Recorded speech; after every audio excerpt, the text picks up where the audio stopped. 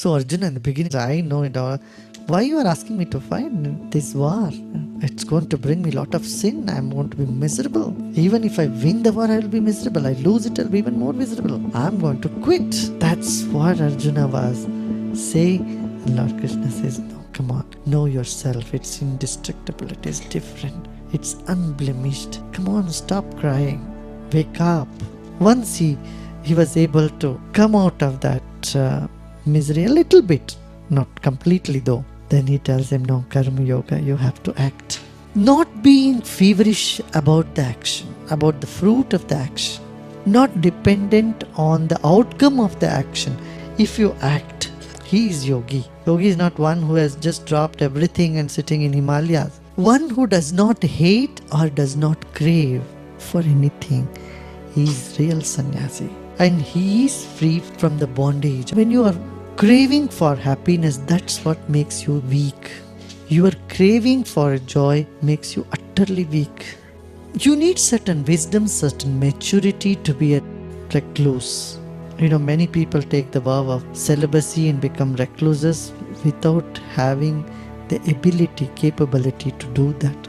And that's where you find a lot of problems happening among the priests, among the sadhus. Out of anger or out of some concept of heaven hereafterward, people become sannyasis, recluses, and it doesn't work.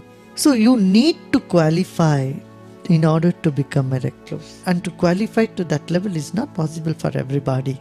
So without being qualified with that wisdom, that centeredness, if you become a recluse, you will be more miserable. But if you are doing your action, karma yogi, in the path of yoga, you purify yourself, your soul.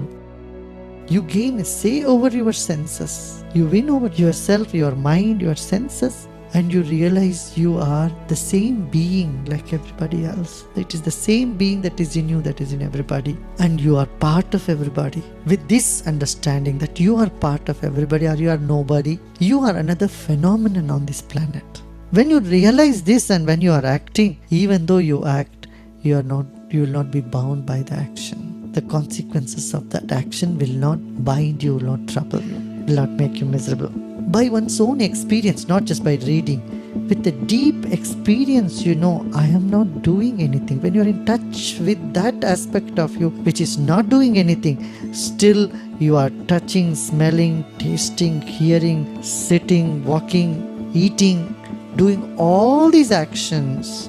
You still feel you are separate from all these actions, and you feel the senses and sense objects are coming together, going apart. But I am just a witness. I am not doing anything. You remain unfazed by it, and that is what is karma yoga is all about. To purify oneself, a yogi, either through body or through mind or through intellect or just through senses, keeps doing work without getting attached to the work or the result of the work, result of that action.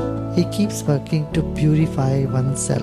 When you have dropped the fruit of action or not expecting a result for your action, letting go of the result, like when you're playing a game.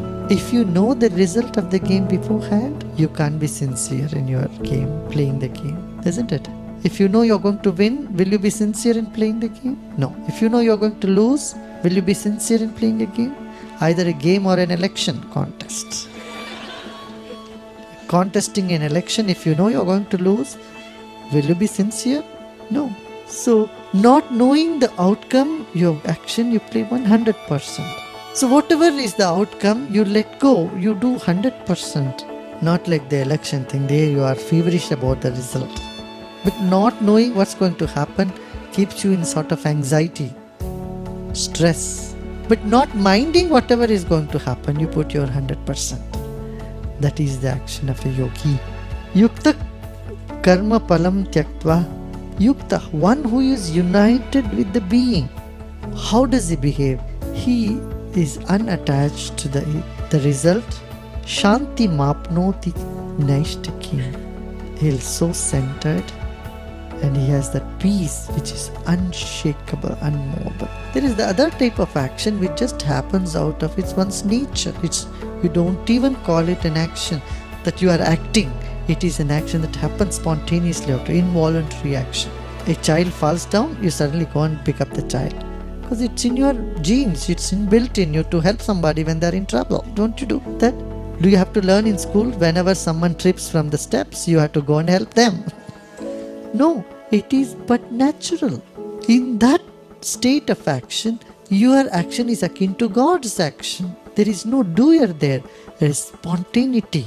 And an action done spontaneously does not even form your karma. It doesn't come to you as a karma, because it is coming out of your own nature. That's why when a tiger or a lion prays, it doesn't get any sin. A cat kills a rat, it doesn't get a sin, because it is in its nature, it's in its genes. Similarly, in your body, there are many cells which are attacking the foreign germs that get into your body. All the white blood cells go and attack them. That is not going to cause you any sin. No. Many actions happen spontaneously. Similarly, sometimes you get angry, like children, Children get angry in a minute and then they cool down the next minute. That doesn't form them any karma at all, because you're connected with the universal being. You're connected with the innermost, unchangeable, non-changing, imperishable aspect of your being.